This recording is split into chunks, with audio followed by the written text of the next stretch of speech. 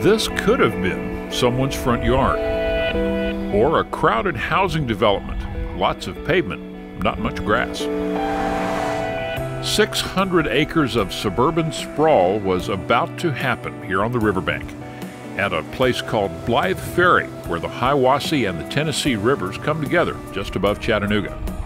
The land sits right next to the Hiwassee Wildlife Refuge, the winter home for over 20,000 sandhill cranes, and a place where many Cherokee began their journey on the Trail of Tears.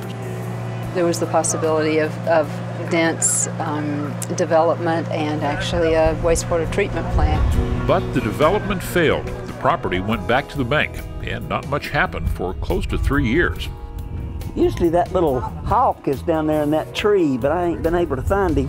That's when the TWRA and the Land Trust for Tennessee started looking at protecting what is possibly the most endangered part of that 600 acres for the birds and for the bird lovers.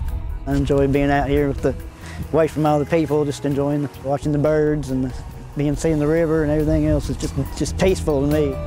The bank wanted $425,000 for one small section, 68 acres, which included some of the best waterfowl habitat.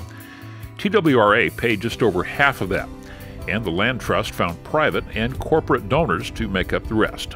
I'm retired now and have some savings, and I thought that's a worthy thing to do with it. For this day to come is just really exciting for me. Finally, after months of fundraising, that 68 acres became part of the Hiwassee Refuge.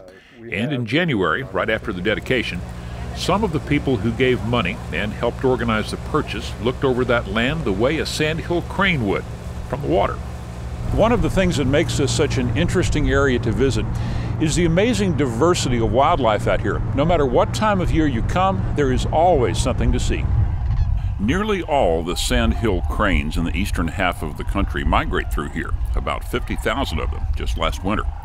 And any development on that 68 acres would affect the entire area. It's very important because it is a buffer right next to the refuge where so many of the birds are feeding, they're roosting, and if it was allowed to develop, that would degrade all of that area in the refuge that the birds are using. Eagles, herons, and many other birds live here along with the cranes, and having so much to see right outside the city is one reason some of the donors supported buying that additional land.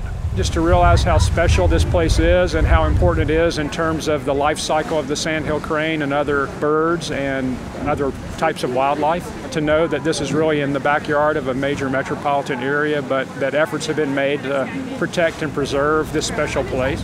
You're on the Tennessee River. It's an absolutely beautiful day here today, and the fact that we're able to get out here in January and we have these incredible birds that come here every year, that's a fascinating thing in itself.